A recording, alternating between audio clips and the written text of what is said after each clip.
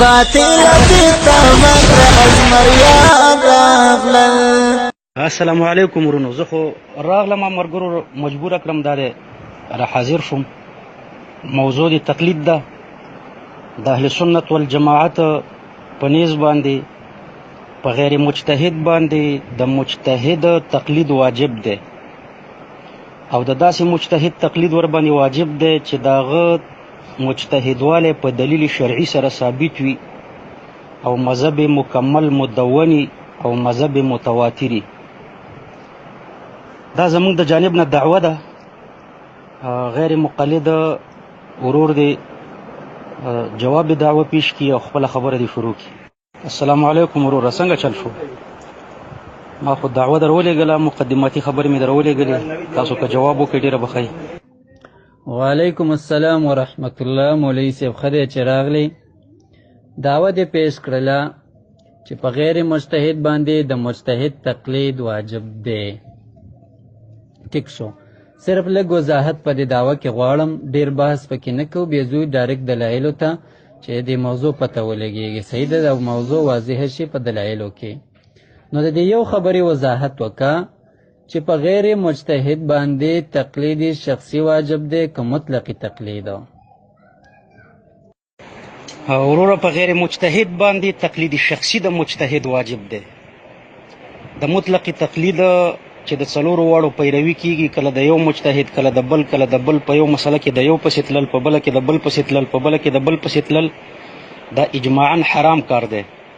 تقلید شخصي چې دی دا واجب دی. مطلق تقلید واجب بذات دی او تقلید شخصي چې دی دا واجب بالغیر دی. دغه اخیری خبره په خیال کې ساته. په غیر مجتهد باندې مطلق تقلید واجب بذات دی او تقلید شخصي چې دی دا ور باندې واجب بالغیر دی. نور عرض کوم چې تنقیحاتو نه تیر شو دلایلو ته چې ټیم ضایع نشي. بس دا ستا د سوال جواب و. مولوي صاحب لږ وضاحت وکړه د یو څو ټکو. اول دا دی چې په دې غیر مجتهد باندې مطلق تقلید واجب دی که تقلید مطلق، یعنی تقلید شخصي که نه مطلق تقلید. دویم، د مجتهد معلوم تقلید په واجب دی که نه د غیر معلوم؟ د مطلق مجتهد تقلید په معلوم واجب دی که نه د مجتهد مطلق په واجب دی؟ د دې لږ وضاحت راته وکړه، بیا مخکې دلایلو ته ځو. زه ټیک شوله دې بلې تنقیح جواب هم مه راکوه. صحیح ده، دا بله یو تنقیح ما کړې ده، بیا د تقلید څه تعریفات مې درنه غوښته، وضاحت د تقلید، خو به زه هغه ټولو نه تېر شه. بسم الله وکړه، په دې خبره باندې دلیل راوړه چې په غیر مجتهد باندې د مجتهد تقلید شخصي دا واجب دی. بسم الله وکړه، بس په دې باندې دلیل پیش کړه. مطلق تقلید واجب بذات دی وروره. مطلق تقلید واجب بذات دی. مطلق مخکې کا تقلید ورپسې کا، په مرتبه د مطلق شی کې واجب بذات دی او تقلید شخصي چې دی دا واجب بالغیر دی. موضوع بل طرف ته مه تښتوه وروره. په مطلق شی او په شی مطلق زه ډېر ښه پوهېږم او په دې کې چې ما تاسو سره بند شو بیا به ډېر ټیم ضایع شي. مطلق تقلید واجب بذات دی. زما الفاظو ته په مخکینی کلیپ کې سوچ وکړه. مطلق تقلید واجب بذات دی. ښه وروره، صحیح ده. تنقیحات په ځای باندې پرېږده، خو ما خو دعوه پیش کړه چې په غیر مجتهد باندې د اهل سنت والجماعت په نیز باندې په غیر مجتهد مطلق تقلید د مجتهد واجب بذات دی او تقلید شخصي ور باندې واجب بالغیر دی. دا خو زما دعوه وه. نو ته جواب دعوه مهرباني وکړه پیش کا. د دې په مقابل کې ته جواب راته پیش کا چې بیا زه دلایل شروع کړم. اول دعوه ما خو دعوه پیش کړه، ته جواب دعوه ووایه چې دلایل ته شروع شو.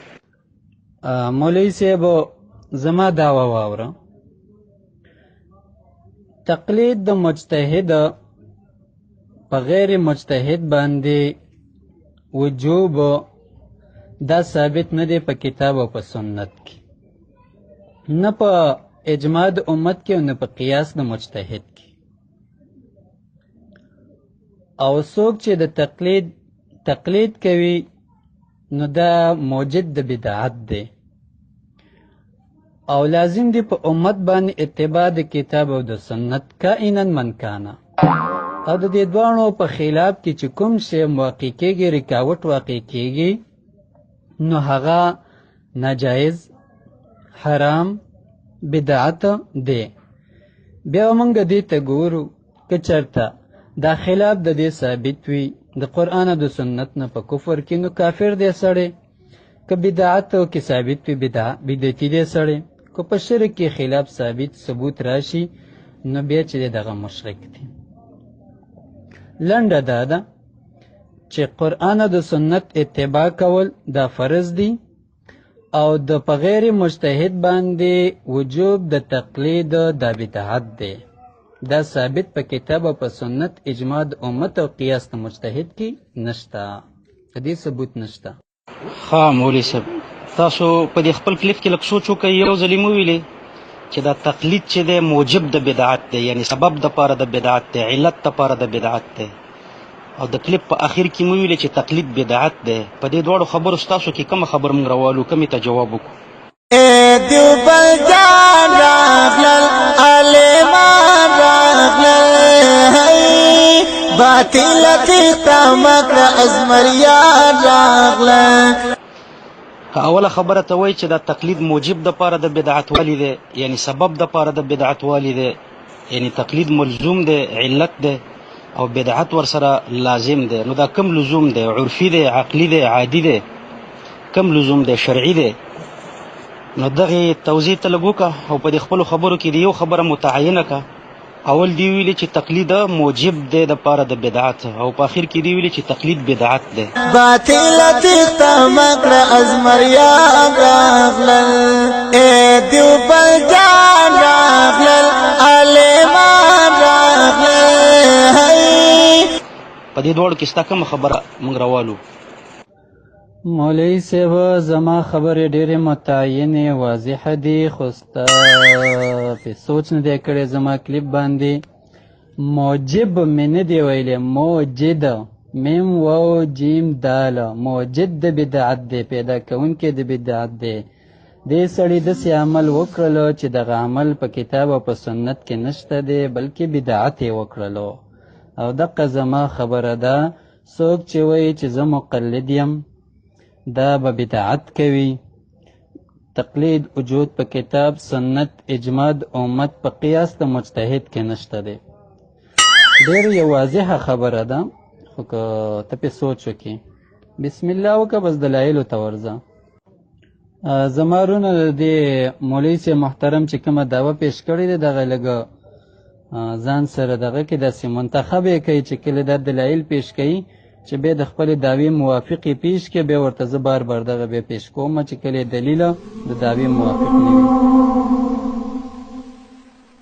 او دویم دې خبرې ته مو جواب راکړه چې ما درته ویلي چې تقلید واجب دی، او تا ویلي چې په امت باندې د قرآن او د سنت اتباع لازمه ده. نو د دوی په مابین کې کم نسبت دی؟ تباین دی پکې چې څوک تقلید کوي هغه به د قرآن او د سنت اتباع نه کوي؟ که عموم و خصوص مطلق دی پکې، که عموم و خصوص من وجه دی پکې، که مساوات دی پکې؟ یو سړی به تقلید هم کوي او د قرآن او د سنت اتباع هم کوي، د دوی په مابین کې څه منافات دی؟ د مقلدینو په ټولو کتابونو کې خو دا لیکلي دي چې زموږ اول دلیل کتاب الله دی، دویم دلیل هم سنت رسول الله دی. که په دې کې مثلا ملاو نه شوه بیا اجماع ده، او دریمه مرتبه کې قیاس دی. خو همدغه د کتاب الله او د سنت اتباع ده چې مقلدین دعوه کوي، او د مقلدینو په نیت چې څوک د کتاب او د سنت اتباع نه کوي خو کافر دی. د قرآن او د سنت پیروي ده د تقلید په خلاف باندې تا پیش کړه. نو د دوی په مابین کې ورور دا نسبت راته ظاهر کړه چې یو څوک تقلید کوي نو هغه به د قرآن او د سنت اتباع نه کوي. مولوي صاحب تا ماته ویله چې دعوې نه د تنقیحاتو نه تېر شه، راشه دلایلو ته. نو بیا مطالبه دې د جواب دعوه وکړله، ما درته جواب دعوه پیش کړله. اوس چې لاړې ته نسبتونو ته په دې کې ټیم ضایع کوې، نو دا خو ښکاره خبره ده چې ته وایې واجب دی، زه وایم بدعت دی. نو دا خو د نور په شانتې ښکاره خبره ده چې په دې کې نسبت د تباین دی. کله هم بدعت او وجوب نشي جمع کېدلی. نو آیا دا هم یو تنقیح ده، یو احتیاج لري دې خبرې ته چې ګنې زه د دې وضاحت وکړم؟ ولې چې بدعت او د وجوب په منځ کې صفا او ښکاره د نور په شانتې پړقېدونکې نسبت د تباین موجود دی، او ته وایې چې په دې کې کوم یو نسبت دی، وخت چې دی ضایع کې. اوس لاړ شه مولوي صاحب محترمه قدردانه، دلایلو ته لاړ شه، په دې باندې اوس ټیم مه ضایع کوه. ځکه زه د ما درته تنقیحات پرېښودلو، ګنې ته ما نه دعوې نه شرطن نه شوې وتلی، او که وایې چې تنقیحات شروع کړه ته زما نه د دعوې نه نشي وتلی، دا دعوه به ته پرېږدې، ته به بله دعوه منتخب کړې، بیا رانه دغه دعوې نه هم نشي وتلی. دا زه چیلنج سره درته وایم مولوي صاحب. نه وروره ته زما په خبر باندې پوه نه شوې. زما د خبرو خلاصه 3 خبرې وې. د 3 وړو ته محترمه جواب راکړه. اول چې تا د خپل کلیف په اول کې ویلي چې تقلید موجب د پاره د بدعت دی، یعنی علت د پاره د بدعت دی، خپل بدعت نه دی. او د کلیپ په اخر کې دی ویلي دي چې تقلید بدعت دی. په دې دواړو کې د یوې خبرې تعین وکړه. دیوبل جان راغلل عالمان راغلل باطل تیختا مکر ازمریان راغلل باطل تیختا مکر ازمریان راغلل. دویم تا دا ویلي چې د تقلید په خلاف تا دا ویلي چې په امت د قرآن او د سنت اتباع لازمه ده. دا خو مونږ هم وایو چې د قرآن او د سنت اتباع لازمه ده. دا خو اختلافي نکته نه ده.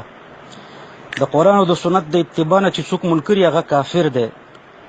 خو مونږ یې د یو مجتهد په رهنمایي کې کوو. نو ما درته دا ویلي چې د تقلید او د قرآن او د سنت د اتباع په مابین کې نسبت پیش کا.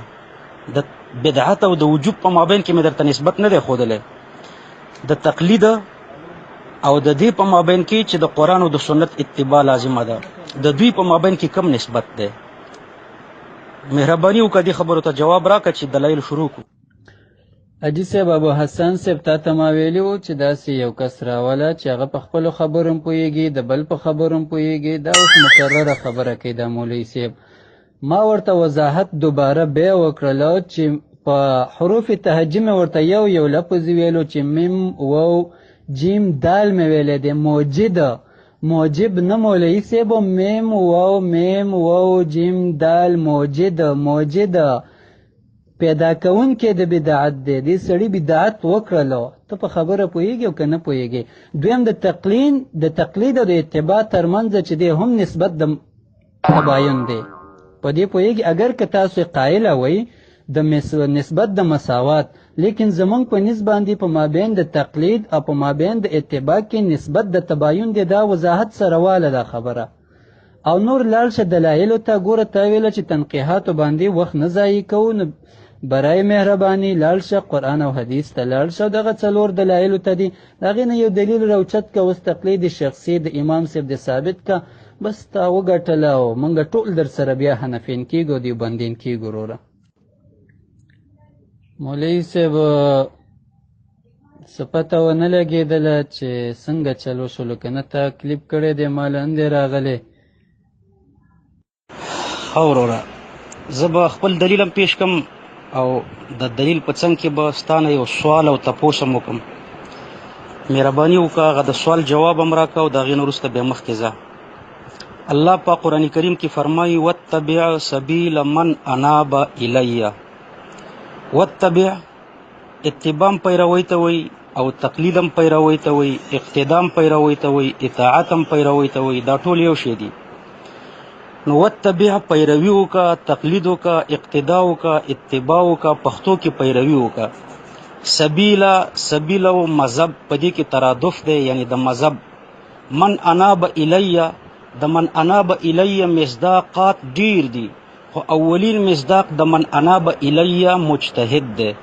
ځکه مجتهد په غیر منصوصو مسایلو کې د قرآن او د سنت طرف ته رجوع کوي او د غیر منصوصي مسلې حکم د قرآن او د سنت نه راوباسي.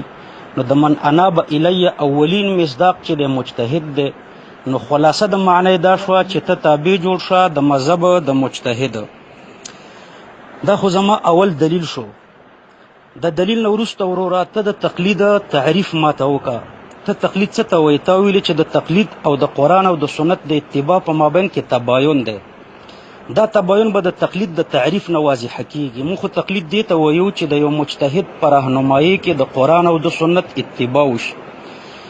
د یو مجتهد په رهنمایي کې د قرآن او د سنت اتباع، دا د قرآن او د سنت د اتباع سره هیڅ تباین نه لري. نو تقلید د قرآن او د سنت د اتباع سره هیڅ تباین نه لري، بلکې صحیح صورت دی په قرآن او په حدیث باندې د عمل کولو صحیح صورت دی. نو دا یو مثال شو. د تقلید تعریف وکړه د قرآن او د سنت نه د خپل دعوی مطابق، او دا یو مې درته دلیل پیش کړم. مهرباني وکړه په دې دلیل جرح وکړه. دا 2 کاره وکړه بیا مخکې ځه. مولوي صاحب سوال خو درته بیا ټیمه در یاد شولو. د دلایلو په وسط کې درته سوال در یاد شو. دا سوال خو د هغه ټایم په کار و چې کله دعوې خبره وه او د تقلید تعریف ما نه څنګه غواړې، دا خو به زه تا نه غواړم چې تقلید ستا په نس باندې څه تعریف دی. صحیح ده. او دویمه خبره دا ده چې ته وایې چې دیو په منځ کې نسبت د مساوات دی. د تقلید د اتباع په منځ کې او د اقتدا په منځ کې نسبت د مساوات دی. نو اول خو نه منم چې دا نسبت د مساوات دی. ولې؟ ستا څلور دلایل دي. اجماع د امت چې د شیخ الاسلام ابن قیم دا ذکر کړی ده، همدارنګې ستا خپل عالم عبدالحی لکنوي هغه د اجماع را نقل کړی ده. هغه وایي چې تقلید قبول قول الغیر بلا دلیل په منځ د اتباع او د تقلید کې نسبت د تباین دی. اول خو در سره نه منم دا خبره. دویم که چېرته در سره ومنم دا خبره چې ټیک شله زه په دې کې نسبت فرضاً دا مې در سره ومنله چې په دې کې نسبت د مساوات دی، نو دا نسبت د مساوات چې کله ثابت شي نو بیا مذکوره مفهوم په آیات کې څوک دی؟ آیا د غیر الله چې د تابعداري کول دي که نه د الله او د الله د رسول تابعداري کول دي؟ من اناب الیه، په من اناب الیه کې نسبت چې د نبی او د الله رسول ته شوی دی او که نه نسبت چې د مطلق مجتهد ته شوی دی. تا خو په اوله کې ویلی دی چې تقلید د مجتهد په غیر مجتهد، اتباع د مجتهد د غیر مجتهد په مجتهد، یا اقتدا د غیر مجتهد د مجتهد باندې په غیر مجتهد باندې فرض ده، واجب ده د پاره د مجتهد. نو تا خو مطلق الته کې حکم د وجوب دی لګولې دی، مطلقاً خاص مقید د پاره ده دغه د مجتهد. نو څنګه پکې لاړلې دی ته چې په رڼا د مجتهد کې مونږ ځان رسو کتاب او سنت ته؟ په دې کې 200 سوالات نورم دي. خو اول د دې خبرې مې درته وضاحت وکړلو چې په مابین د تقلید او د اتباع کې که چېرته نسبت د مساوات وي نو بیا په دې کې الله او د الله د رسول چې دی د هغو به اتباع تقلید اقتدا کېدلی شي، او که نه د الله او د الله د رسول نه غیر به د بل چا کېدلی شي. مولوي صاحب داسې چل به وکړو چې کلیپ به 3 منټه کوو او یو نیم منټ به یو کلیپ کوو، یو نیم منټ به بل کلیپ کوو. صحیح ده؟ داسې به کوو ځکه چې اوس دلایل او ستا آیات جواب ته وروسته درځمه چې ځکه تا د آیات کې هلته دعوه تقلید شخصي دې کړې ده، اوس لاړې یو بل څه ته لاړې. اوس خو دې من انابه الیه ته لاړې. صحابه کرام ټول دې پرېښودله، 4مې صدۍ ته راغلی، 2مې 3مې 4مې صدۍ ته راغلی. هغه وروسته خبرې دي. خو اولنی دغه کلیپ جواب وکړه چې مې درته وکړلو. دویمه خبره دا ده چې کلیپ به 3 منټه کوو، یو نیم منټ به ته کوې، یو نیم منټ به زه کوم. مولوي صاحب ته ډېر زیات ټایم تېری په یو کلیپ کې چې کلیپ کې به د هغې جواب کې ډېر وخت تړی. برای مهرباني لږ زر زر کلیپ کوه، جوابات زر زر کوه ځکه چې ټایم خو دونه نشته دی مولوي صاحب. وروره ما درته ویلي من اناب الیه د مصداقات ډیر دي. اولین مصداق چې دی مجتهد دی. ته لږ خپله خبره کې سوچ وکړه، د من اناب الیه مصداق الله او رسول دواړه مه ګرځوه. من اناب الیه څوک چې الله ته راجع وي نو الله ته راجع کوي. ته په خپله خبره لږ سوچ وکړه.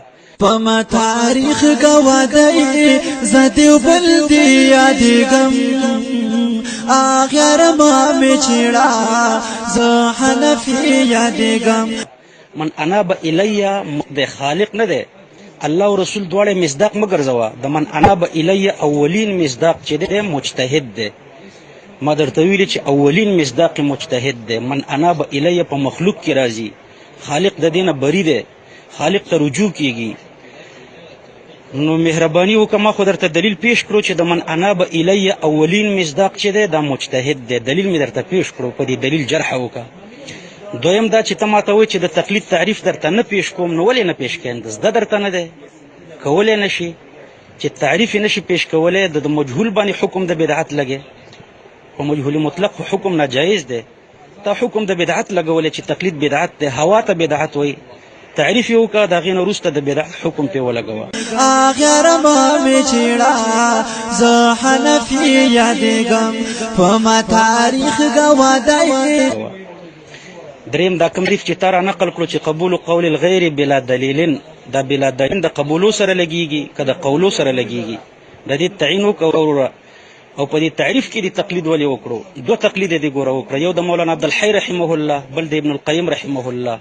نو د تقلید نه تخت او په تقلید کې واقع شو. پما تاریخ گوادی زدیو بل دی یادگم آخر ما می چیڑا ز حنفی یادگم آخر ما می چیڑا ز حنفی یادگم. مولوی صاحب ته د موضوع نه تختې را تختې ګوره اوزه را اوزه مه خروج د موضوع نه مه کوه. دویم دلیل چې د خپلې دعوې موافقه مطابق راوړه. تا دعوه کړې ده چې په غیر مجتهد باندې د مجتهد تقلید واجب دی، تقلید شخصي پې واجب دی.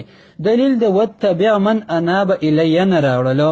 نو دا راته ووایه اولنی تنقیح راته دا وکړه، دا نور تنقیحاتو ته به وروسته لاړ شو چې په وتبع من اناب دا وتبع اولنی حکم ته راشه، من اناب خو وروستنی دی خبره ده. ستا وجود د وتبع نه ثابتېږي، صحیح ده، د دې نه ثابتې. نو په وتبع من اناب وتبع باندې صحابه کرام مخاطب وو او کنه؟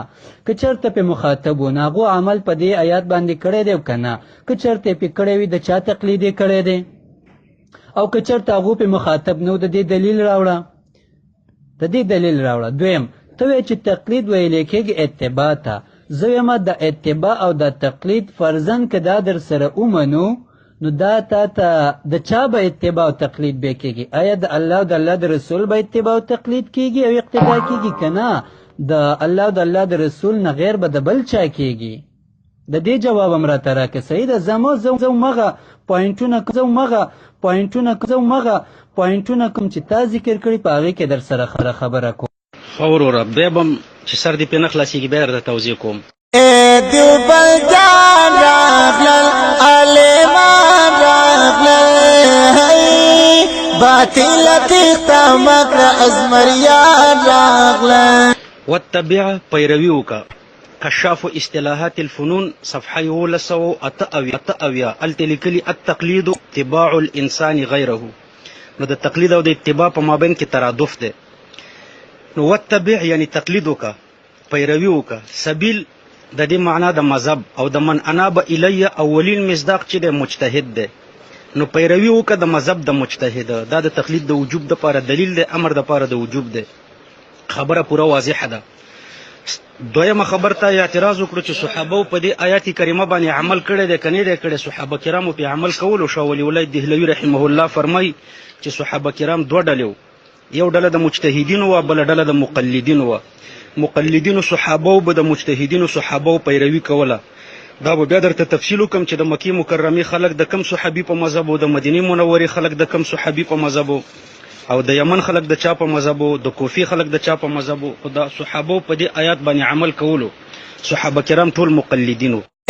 دیوبندیان راغلل عالمان راغلل باطل تیخته مکره ازمریان راغلل باطل تیخته مکره ازمریان راغلل. دا دلیل د دې نه وروسته وروره دویم دلیل. دوه سواله، یو سوال مې مخکینی دی هغې ته م جواب راکړه. ما درته ویلي چې تا ویلي دي چې تقلید بدعت دی. مهرباني وکړه هوا ته بدعت مه وایه، د تقلید تعریف وکړه د قرآن او حدیث نه. یو وایه چې تعریف یې نشم کولی، یا یې وکړه یا اقرار وکړه چې نشم کولی. دا زوړ سوال بیا درته مقرر کوم. یو دریم سوال درته وایم. د امام بخاري رحمه الله په کتاب کې ثلاثیات دي، 22 ثلاثیات دي. 11 ثلاثیات د مکی ابن ابراهیم نه روایت کړي دي.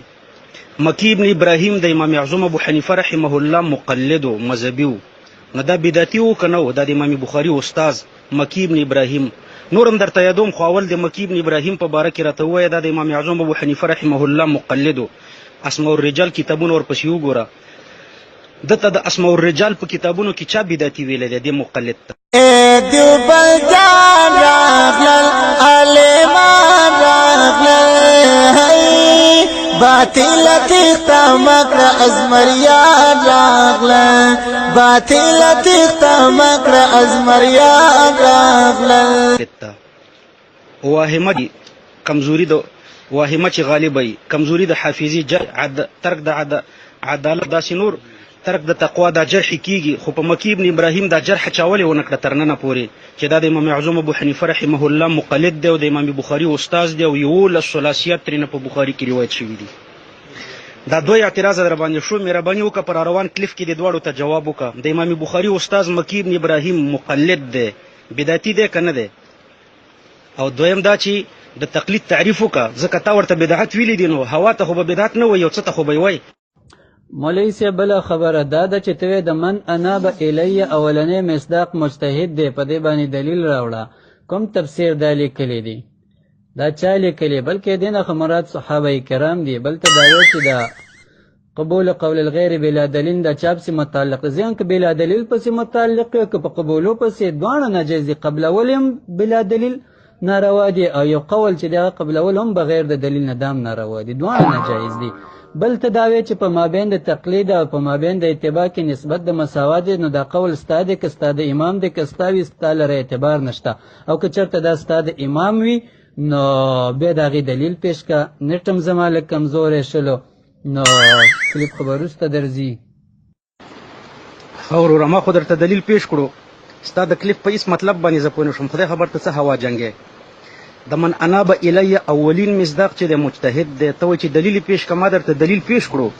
مجتهدین چې دي من اناب الی دي، الله ته رجوع کوي، د الله کتاب او د پیغمبر علیه السلام سنت ته رجوع کوي د پاره د استنباط د احکامو. دغه دلیل شو. دویم ته دا وایي چې د من اناب الی نه صحابه کرام داخل دي که خارج دي؟ د هغې جواب خو مې درته وکړو. صحابه کرامو کې مجتهدین شته، هغه هم اولین مصداقات دي. مجتهدین اولین مصداقات دي او د مجتهدینو نه خو صحابه کرام نه خالي. ها نو بیا درته هغه زوړ سوال تکراروم، هغې ته جواب راکړه وروره. د تقلید تعریف وکړه. او دویم دا چې مکی ابن ابراهیم د امام بخاري استاز دی، نور هم درته یادوم خو اوس مې درته دا یو یاد کړو. د امام بخاري استاز دی، په ثلاثیاتو کې ترېنه 11 ثلاثیات روایت شوي دي. او د امام اعظم ابو حنیفه رحمه الله مقلد دی. د اسماء الرجالو په کتابونو کې چا درته بدعتي ویلی دی؟ دې مقلد ته پما تاریخ گوادی زدیو بلدی یادگم آخر ما می چیڑا ز حنفی یادگم آخر ما می چیڑا ز حنفی یادگم. مولوی صاحب تعریفات او دلایل او تنقیحات دا ټول مراجمه کوه. ما ته ویله چې د دلیل جواب به درته د دې تنقیحاتو د تعریفاتو دې شیانو نه وروسته در کوم. مطالبه مې درنه وکړه چې دا نسبت د مساوات یې ته وې که ستا امام یې وی ته لاړې شاه ولی الله ته، نو شاه ولی الله مقلد ته که نه ته د امام ابو حنیفه رحمه الله مقلد. اوس په دې کلیپ کې د امام صاحب استادان ذکر کړي دي چې د امام بخاري استاد ذکر کړی چې دا د هغې مقلد و. داسې مه وایه، دا په هغو باندې ابترا ده، دروغ مه وایه په هغې باندې، ځکه چې دغې ته ویل کېږي موافقت الرایه، د هغو رایه د بل رایه سره دغه موافق شوي وه. اوس راځم ستا د آیات جواب ته. واتبع سبیل من اناب الی ته راځم او ستا دعوې ته راځم. دا خو مې درته دغه ته بارنۍ ګوره دلیل هم ذکر کې، د هغې سره خارجي خبر هم کې. نو د خارجي خبرو مې درته وویله چې دې جوابات دې والو دلیل ته راځم. نو اوس سوال ستا د دلیل نه جوابات. ښه وروره، تا ویلې چې مکی ابن ابراهیم د امام اعظم ابو حنیفه رحمه الله مقلد نه دی بلکې موافقت د رایې شوی دی. دا جمله چا ویلې ده چې د امام صاحب سره موافقت د رایې او مقلد نه و؟ په کتاب حواله ورکه. د اسماء الرجالو کتابونه خو لیکي چې دا د امام صاحب مقلد و، او ته وایې چې دا د امام صاحب سره موافقت د رایې و. نو مهرباني وکړه تخته ما دې ته جواب راکړه، دا چا ویلي چې د سره موافقت د رایې و مقلد نه و؟ او دویم دا چې د تقلید تعریف وکړه، زر کوه د تقلید د تعریف نه مه تخته. دا مې لسم ځل دی چې زه تا ته وایم د تقلید تعریف وکړه. هوا ته بدعت وایي، څه شي ته بدعت وایي؟ یو شی خو پیش که بیا ورته بدعت وایه. دیوبندیان راغلل عالمان راغلل باطل تیختا مکر ازمریان راغلل باطل تیختا مکر ازمریان راغلل. او دریم دا چې د مکی ابن ابراهیم ته چا بدعتي ویلی دی؟ دا د امام اعظم ابو حنیفه رحمه الله مقلد و. په دې کلیف کې څلورم سوال هم واوره. ته وایې چې تقلید بدعت دی، دا منسوسي مسله ده که اجتهادي مسله ده؟ د دې سوال جواب هم راکړه، دا منسوسي مسله ده که اجتهادي؟ مولوي صاحب راځه ستا دلیل ته. اولنۍ خبره دا ده چې تا ویله چې واتبع سبیل من اناب آیا په دې واتبع کې ستا امام داخل دی که ترېنه خارج دی که چېرته پکې ستا امام داخل وي نو بیا هغې د چا تقلید کړی دی او که ترېنه خارج وي په کوم دلیل باندې. دویم واتبع تا ویله چې دې معنا دا ده چې تقلید دی او د دلیل کې د پیش کو شاه ولی الله. زه درته یم چې کله دې ستا چې دی څلور دلایل دی، قرآن دی، حدیث دی، اجماع د همدارنګې قیاس د مجتهد دی، نو شاه ولی الله دا قرآن دی که حدیث دی که اجماع ده که دا قیاس د مجتهد دی، لاړې شاه ولی الله ته. دریم جواب د دې واتبع باندې صرف لګیمه. دریم جواب واوره چې کله د واتبع معنا تقلید شوله نو دا اتباع به کېږي د الله او د الله د رسول که نه د الله او د الله د رسول نه د غیر د بل چا به مستقله تابعداري کېږي. که ته وې د بل چا غیر مستقله تابعداري کېږي په دې باندې دلیل راوړه.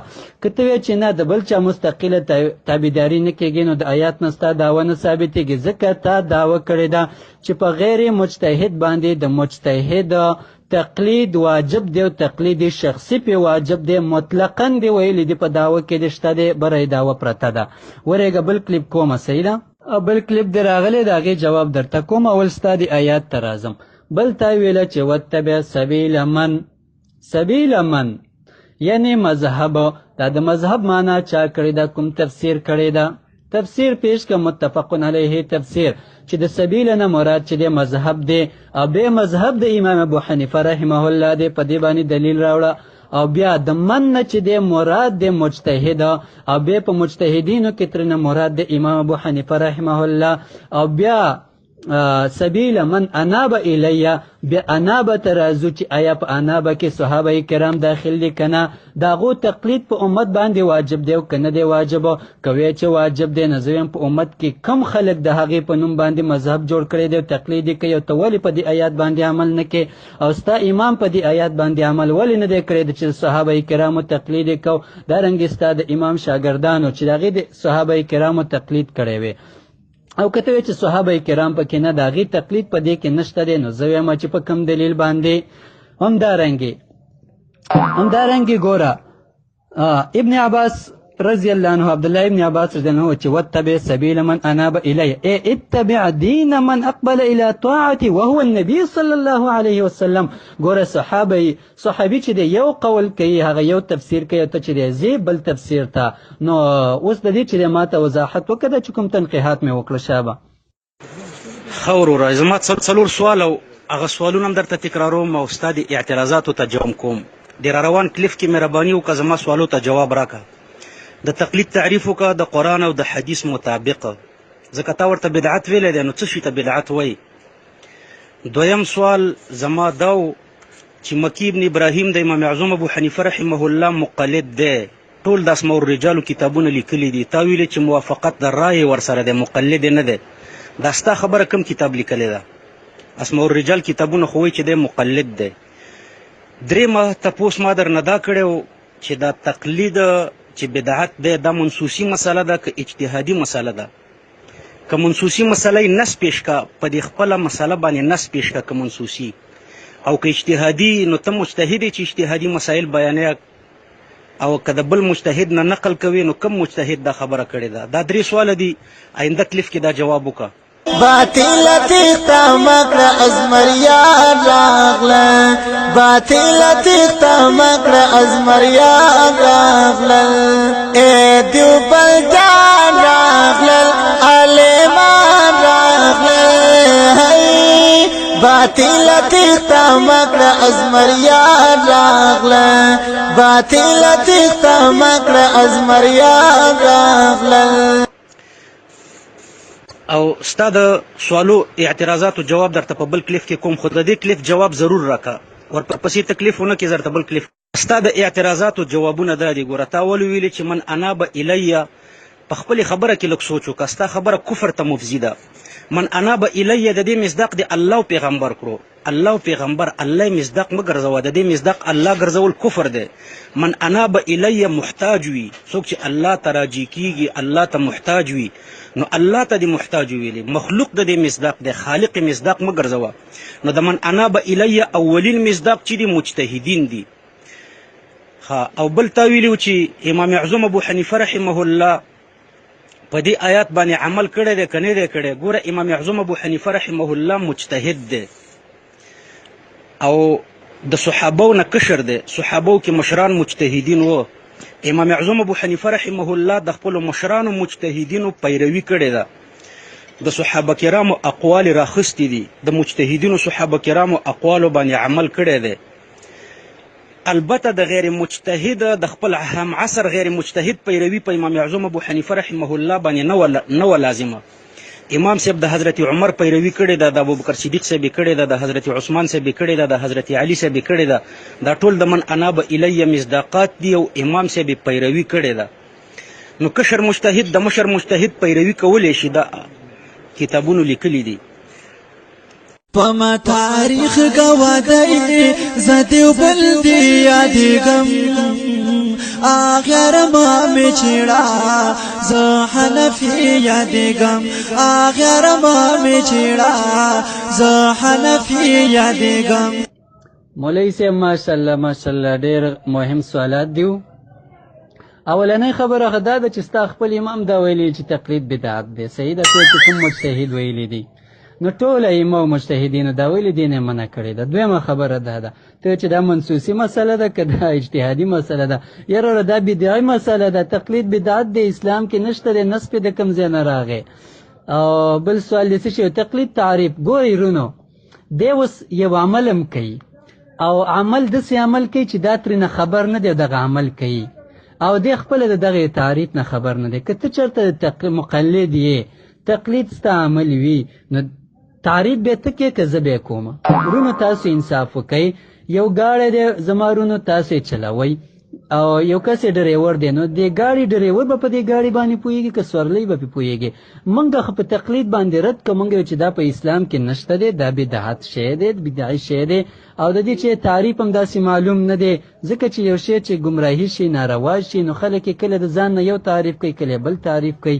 نو ائمو دې تعریفات کړي دي، ډېرې کړي دي، خو زه نه پوهېږم چې ته ولې دې تعریف نه کوې. او بل سوال دی، زه کلیپ بیا اورم چې بل دې کوم سوال و. ښه دغه د څه نوم یې دی ابراهیم ابن ادهم خبره دی وکړه، کوم یو دی د هغې ته ویله چې دا ته ویې چې دا موافقة رایې، ته ما ته دلیل کې پیش کړه چې هغه ویل چې زه د پلانکي امام تقلید کوم. حواله راکړه لږ. مولوي صاحب ولې اولني سوالات در نه هیر شو، اخرې ته لاړې، مننه به ته لاړې. وتبع کې مې درته ډېر سوالات پیش کړي وو او په سبیله کې مې درته پیش کړی و، بې مننه به ته لاړم. ته ولې مولوي صاحب اخر څه چل دی؟ دویم تا ویله چې امام صاحب چې دی هغه عمل د صحابه کرامو کوم چې مجتهدینو په هغې باندې عمل کړی و. مولوي صاحب اول راته ووایه چې صحابه کرامو کې کوم صحابه کرامو چې هغه مجتهدین نه وو او مقلدین وو، د دې لږ وضاحت وکړه. دویم، کله چې امام صاحب د صحابه کرامو پیروي وکړله، نو پیروي، اقتدا، اتباع، تقلید که تاسو یو شی ګڼئ که نه، نو اوس امام صاحب مجتهد شلو که مقلد شلو، د دې هم وضاحت وکړه. خبرو باندې د خپلو نه خبرې که نه، کم طرف ته د امام صاحب بوتله. دویم تا ویله، نو دویمه خبره پکې د سبیله وه. تا ویله د سبیله چې دی دې ته ویلې کې مذهب. ما ویل د دې تفسیر پیش کړه چې دا چا ویلی دی چې د سبیله نه مراده مذهب دی. بیا په مذهبونو کې ترېنه مذهب د امام ابو حنیفه رحمه الله دی او بیا د دې من نه چې دی مراد امام ابو حنیفه رحمه مجتهدین دی او په مجتهدینو کې ترېنه امام ابو حنیفه رحمه الله مراد دی. ولې ستا خو دعوا د تقلید شخصي د مذهب حنفي ده او وجوب قول دی کړی دی. کله چې دی قول د وجوب کړی دی، نو دلیل هم چې دی خاص راوړه، څنګه چې دعوه خاصه راوړې ده. مولوي صاحب ستا په کلیپونو په جواباتو کې ډېر وخت تېرېږي، لږ زر زر خیر دی جواب کوه. جزاک الله خیره. بې ناوخته کېږي ډېره. ښه وروره، ما 3 سواله کړي وو، متوجه اوسه. د تقلید تعریف وکړه. ته عجیب مثال دی پیش کړو، یو ډېروري بلې سورلی، ته د تقلید سورلی شوې او موږ د تقلید ډېروران شو. نو بیا خو ته د بدعت سورلی شا طرف ته کېناستې. ته په بدعت کې سورلی خپل ځان ته د بدعتي وویلې. موږ الحمدلله ځان ته بدعتي نه وایو، ته ما ته د تقلید ډېرور وویلې او ځان ته د سورلی وویلې. بهر تقدیر ډېرور موټر پیژني، سورلی موټر پیژني. ډېرور چې موټر ونه پیژني چلوی نشي، او سورلی چې موټر ونه پیژني ورختی نشي. ډیرور بم سورلی موټر پیژني او سورلی بم موټر پیژني، ځان ته د تقلید سورلی ویلې ده، نو ضرور به ته تقلید پیژنې، ځکه ته سورلی د تقلید د تقلید تعریف وکړه، حکم لګولې په تقلید باندې چې تقلید بدعت دی، په هوا باندې حکم لګې پیژنې نه او حکم پې لګې. او دویمه دا چې خندونکې حرکت دې وکړو چې تقلید یو مجهول شی دی، نو په مجهول مطلق دې حکم ولګولو. او دریم دا چې ما درته مکی ابن ابراهیم یاد کړی دی، د امام بخاري رحمه الله استاذ دی، تهذیب الکمال وګوره، تقریب التهذیب وګوره، تهذیب التهذیب وګوره، د مکی ابن ابراهیم حالات پکې وګوره. د امام بخاري استاذ دی، امام بخاري ترېنه 11 ثلاثیات روایت کړي دي، د امام بخاري استاذ دی او د امام اعظم ابو حنیفه رحمه الله مقلد دی، د اسماء الرجال ټولو کتابونو لیکلي دي. بل مقلد هم درته یادوم، محمد ابن عبد الله الانصاري، دا د امام اعظم ابو حنیفه رحمه الله مقلد دی او د امام بخاري استاذ دی. امام بخاري ترېنه 6 ثلاثیات روایت کړي دي په بخاري کې. دې مقلد ته چا بدعتي ویلي دي؟ دیوبل جان راغلل عالمان راغلل باطل تیختا مکر ازمریان راغلل باطل تیختا مکر ازمریان راغلل. مولوی صاحب اول خزما د سوالاتو جوابات راکوه، سورلس پنځلس درته پاتې شولو. دویمه خبره دا ده چې د ګاډي مثال چې مې درله درکړو نو مقصود په دې کې زما ګاډی او ډریور و چې ډریور په خپل ګاډي باندې ښه پوهېږي، لهذا ته عامل د تقلید یې، نو ته په تقلید باندې ښه پوهېږې، دې تعریف به ته کې، ځکه ستا عمل دی، ستا د عمل تعریف ما نه مه غواړه. بله خبره دا ده چې تا دغه کړی، ته وایې چې دغه ته ورته سورلی شوی، یعنې ته ورپسې. نو زه وایم چې مونږ یو وخت کې په دې باندې سورلی کې فرق دی، کله چې سورلی ته دلایل او دارنګې ثبوت په لاس راشي بیا د خراب ګاډي نه کوزي، د دې بدعت عمل نه مونږ راکوز شوي، الحمدلله مونږ ته ثبوت او دلایل بیا په لاس باندې راغله. بله خبره دا ده چې تا دا ویله چې مکي خبره دې وکړله، نو زه درته یم ګوره یو حکم خاص دی یو عام دی. شریعت چې دی مونږ ته دا اجازه نه ده راکړې چې مونږ باندې حکم خاص په چا باندې ولګوو، بلکې مونږ ته ویلي چې د عمل چې دی جایز دا ناجایز دا اسلام کې شته دا نشته دی، تقلید په اسلام کې نشته. څوک چې کوي د هغې حال ته مونږ ګورو، دا چې د جهلنې کوي، دا رنګ فهم یې خطا شوی دی، دلیل ورته نه دی معلومه، خبر د دې مسلې نه دی، دا د هغې د حالاتو سره دغه زما د سوالاتو جوابات راکړه.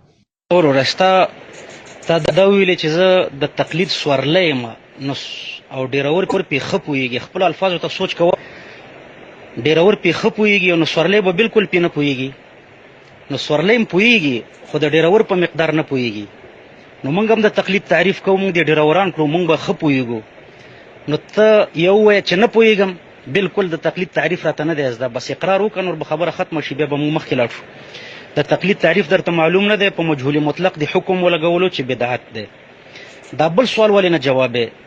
دا تقلید بدعت دی، دا ستا قضیه ده، تقلید بدعت دی، دا یوه جمله ده، دا منصوصي جمله ده او که اجتهادي جمله ده؟ د دې جواب راته ضرور راکړه په دې بل کلیف کې.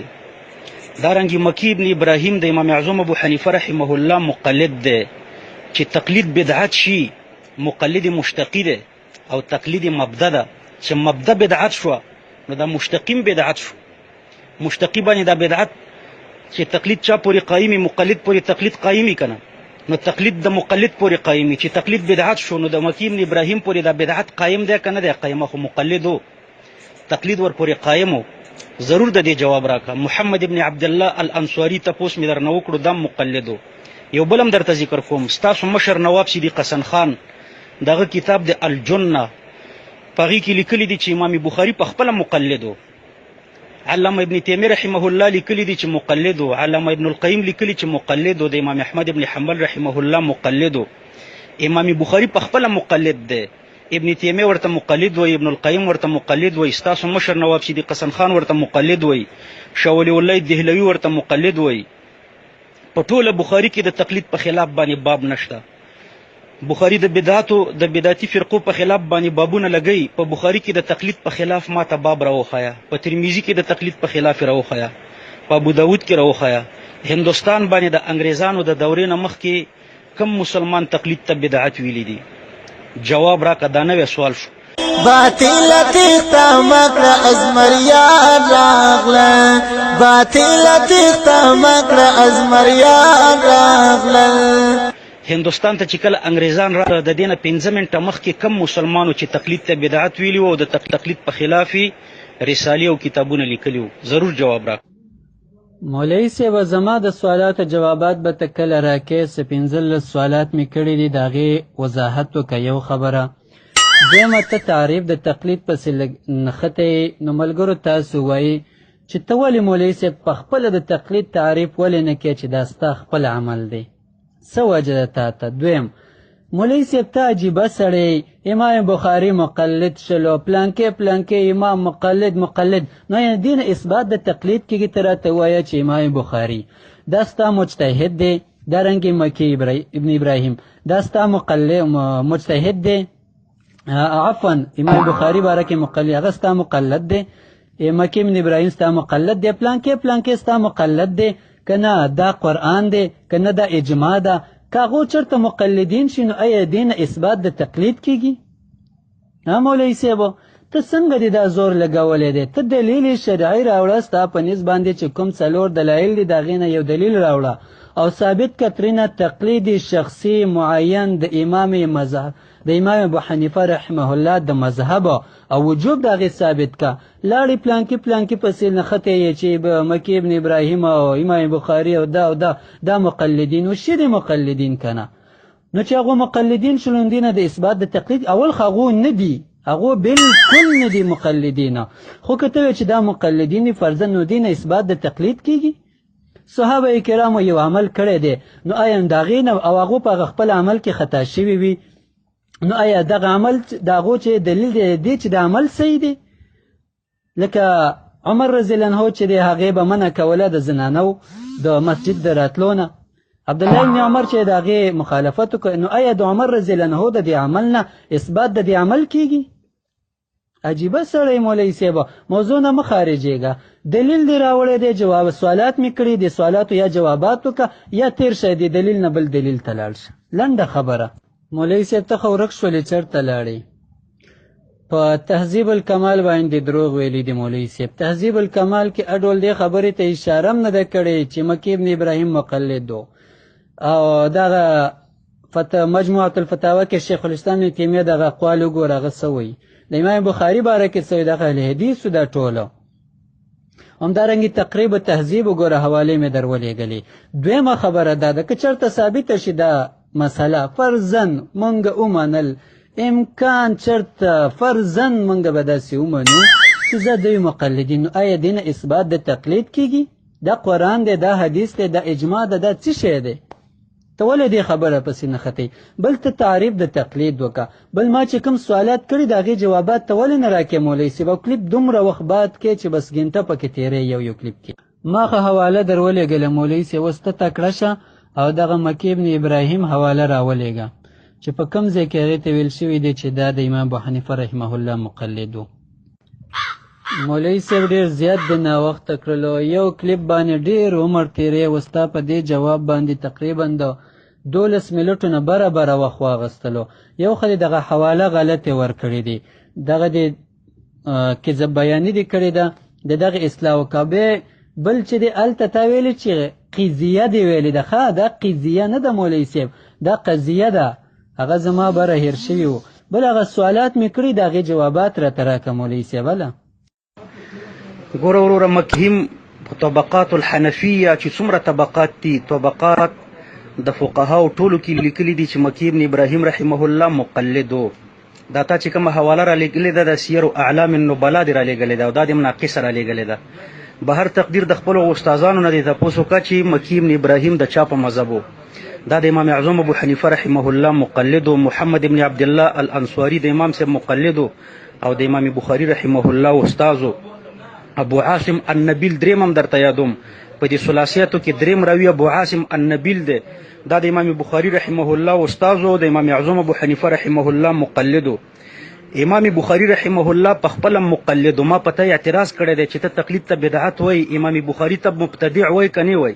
طبقات الشافعیة الکبرا کې لیکلي دي چې دا د امام شافعي صاحب مقلد و.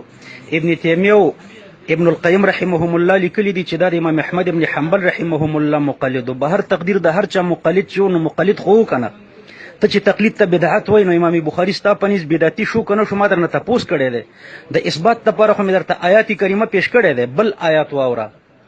الله پاک فرمایي فاسألوا اهل الذکر ان کنتم لا تعلمون.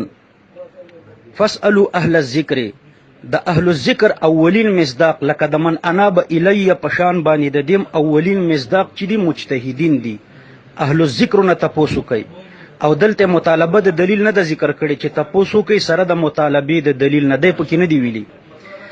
او د مجتهد نه چې تپوسو شي او مطالبه د دلیل ونشي هم دې ته ویل شي تقلید. نو فاسألوا اهل الذکر ان کنتم لا تعلمون. د ان کنتم لا تعلمون اولین مصداق غیر مجتهد دی، یعنی که تاسو غیر مجتهدین وای نو د مجتهدینو نه تپوسو کوي. او تقلید چې دی دا نتیجه او ثمره د پاره د سوال ده. دلته مطالبه د دلیل نه د ذکر کړي. هغه زاړه سوالونه بیا درته تکراروم. ته وای تقلید بدعت ده، اجتهادي مسله ده که منسوسي مسله ده؟ جواب راکا. دویم دا چې د تقلید تعریف وکړه، په مجهول مطلق باندې حکم مه لګوه. دریم دا د امام بخاري په استادانو کې چې کوم مقلدین تیر شوي دي دوی بدعتیان و که نه و؟ خپله امام بخاري چې مقلد دی دا بدعتي دی که نه دی؟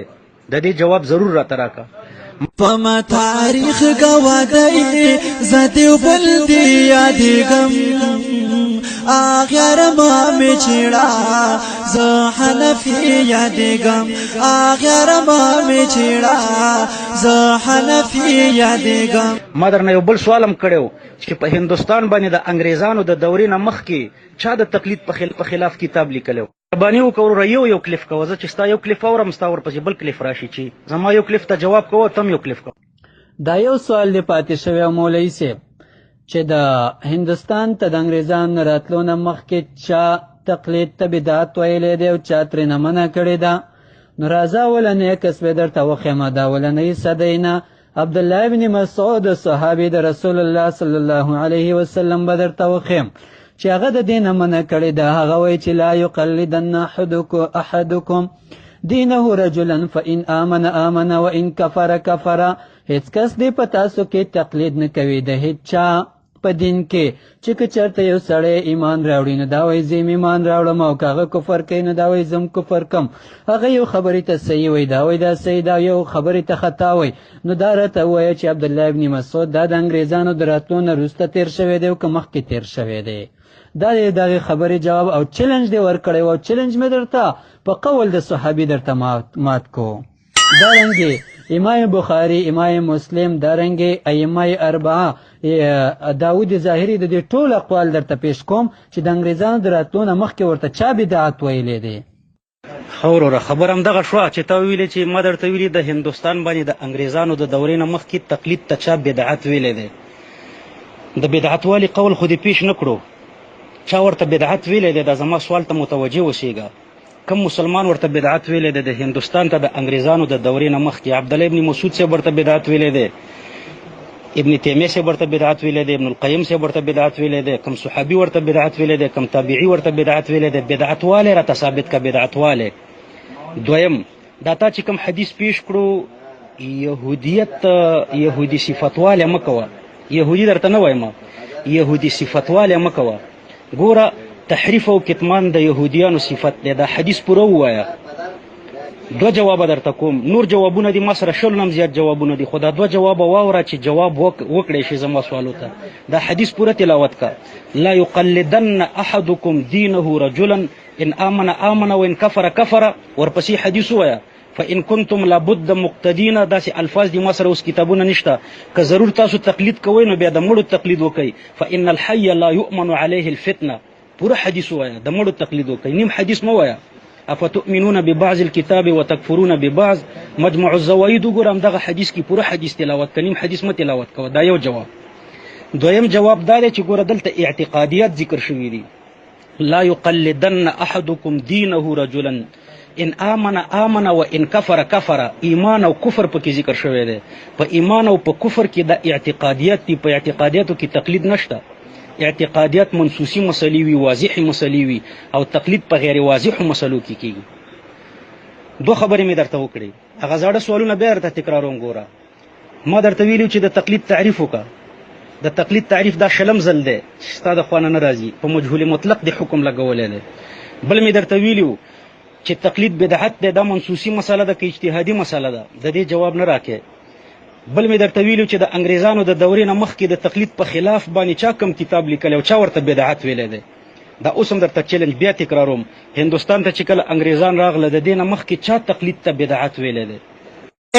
دیوبند جان راغلل عالمان راغلل باطل تیختا مکر ازمریان راغلل باطل تیختا مکر ازمریان راغلل.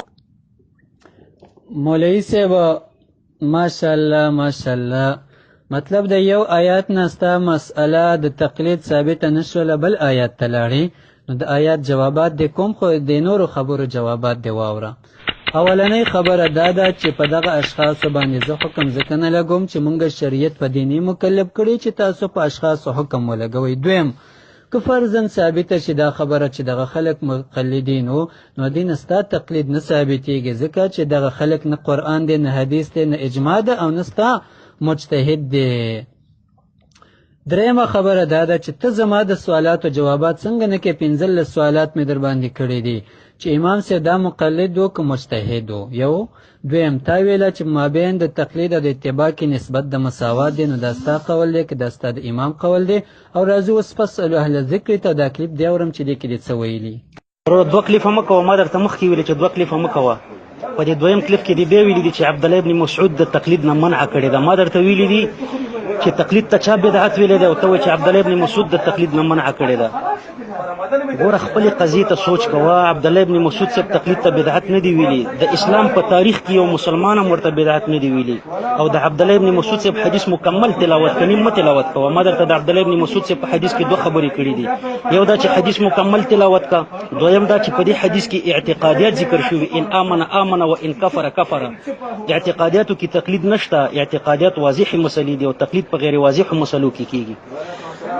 تقلید ته چا بدعت ویلي؟ د هندوستان ته د انګریزانو د دورې نه مخکې یو مسلمان باندې حواله پیش کړه.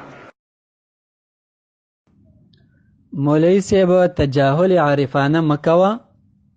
ته ولې زما په خبرو باندې نه پوهېږې چې ته بار بار دا خبره تکرارې چې دا منسوسي مسله ده که اجتهادي مسله ده؟ ما درته ویله چې دا مسئله بدعي ده، نه قرآن کې شته نه حدیث کې ثبوت شته نه اجماع کې شته نه قول د مجتهد دی.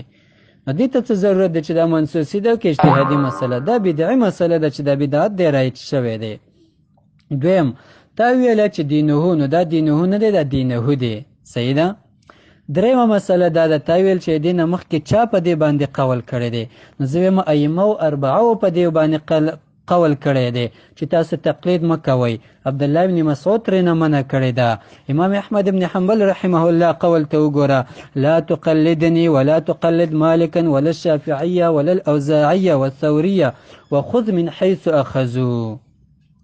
نو راشه امام شافعي رحمه الله راواله، ائمه اربعه درته ول پیش کومه، تاسو په ډېر نازېږئ. امام شافعي رحمه الله هغه وایي اجمع المسلمون، ګوره اجماع پیش کوي، على أن من استبان له سنة عن رسول الله صلى الله عليه وسلم لم يحل له أن يدعها لقول أحدنا. وهیڅ چاته دا جایز نه دی چې هغه د رسول الله صلی الله علیه وسلم قول پرېږدي د بل چا د قول د وجې نه. همدارنګې د امام مالک رحمه الله قول واوره، انما انا بشر اختی و اصیب فانظر في رأيي فكل ما وافق الكتاب والسنه فخذوه وكل ما لم يوافق الكتاب والسنه فاتركوه. دا خلک څوک دا د انګریزانو دور نه مخکې و که وروسته وراشه د امام ابو حنیفه رحمه الله قول تراشه، لا يحل لاحد ان ياخذ بقولنا ما لم يعلم من اين اخذناه. هیڅ چاته دا جایز نه دی. میزان للشعرانی کې دا قول ذکر دی. دارنګې بل قول واوره د امام ابو حنیفه رحمه الله خپلو شاګردانو ته هغه وی دا ویحک یا یعقوب ابو یوسف ته وی چې لا تکتب هلاک شي ملک مانا کل ما تسمع مني، هر څه چې ته زمان اورې، فإني قد أرى رأي اليوم واتركه غدا. زنن یو خبره کومه سبا مې هغه پرېښي. او تاسو مقلدین ګوره امام صاحب په خپله وایي چې زما خبره مه لیکئ او ته وایې چې نه خامخا به یې لیکو او زه به ورپسې. دا ستا دغه مخکني کلیپ جوابات دي صحیح ده او لا 3 منټه مې نه دي اغوستې پکې دارنګې د امام ابو حنیفه رحمه الله بل قوله واوره اذا قلت قولا يخالف کتاب الله تعالی وخبر الرسول فاتركوا قولي وکله چې زه یو خبره وکم او دا زما خبره د الله د کتاب او د رسول الله صلی الله علیه وسلم د حدیث مخالفین زما خبره پرېږدئ ایقاظ همم لأولی الابصار